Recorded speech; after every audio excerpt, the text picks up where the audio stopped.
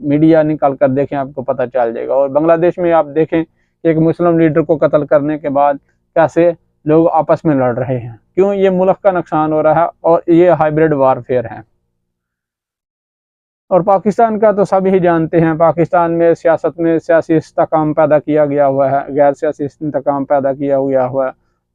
और पार्टियां आपस में लड़ रही हैं, एक दूसरे को अंदर जेल में भेज रही, जैसे इमरान खान अंदर है। और सियासत और फौज एस्टेब्लिशमेंट में दरारें पड़ी हुई हैं, एस्टेब्लिशमेंट के अंदर भी दरारें पड़ी हुई हैं। ये क्या है? ये हाइब्रिड वारफेयर है।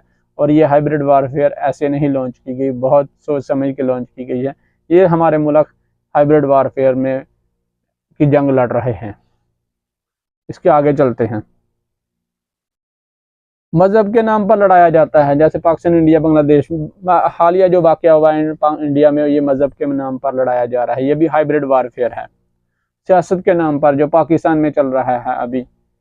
आगे चलते हैं। ज़ुबान और नस्ल के नाम पर, ज़ुबान जैसे पंजाब और सिंध, पंजाब और सिंध में जो पंजाबी सिंध में जाते हैं उनको कत्ल कर दिया जाए। ये क्यों? ये ज़ुबान और मज़हब के नाम पर लड़ाया जा रहा है, नस्ल, ज़ुबान और नस्ल के नाम पर। आगे चलते हैं। दूसरा हथियार है मुआशियत, यानी महंगाई कर दी जाती है, करेंसी को गिरा दिया जाता है, बेरोजगारी फैला दी जाती है, अवाम सिस्टम से नफरत करने लगती है। ये भी हाइब्रिड वार का हिस्सा है भाई। मुआशियत गिराई जा रही है हमारे मुल्क की, और महंगाई बढ़ाई जा रही है, और अवाम जो उनका एतमाद ख़त्म हो रहा है सिस्टम के ऊपर और जो है ना अदारों के ऊपर, क्योंकि अवाम मजबूर हो चुकी है। इसके आगे चलते हैं।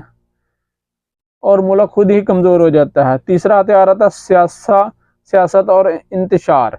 सियासत और इंतशार यानी सियासी अफरा तफरी। पाकिस्तान में देखें, धरने भी जारी थे पिछली जो 2020 से 25 तक जो अक्टूबर है, इसमें धरने भी जा रहे हैं, सब कुछ हो रहा है। आगे अदम इस्तेकाम, मुल्क अदम इस्तेकाम की तरफ लेकर जाया जाता है, जैसे पाकिस्तान का भी हाल है। अदारों पर अदम एतमाद, अवाम देखें, पाकिस्तान की अवाम जो अदारों पर अदम एतमाद नहीं कर रही, क्योंकि महंगाई इतनी हो गई है कि मुल्क के लिए चलना, सर्वाइव करना मुश्किल हो गया।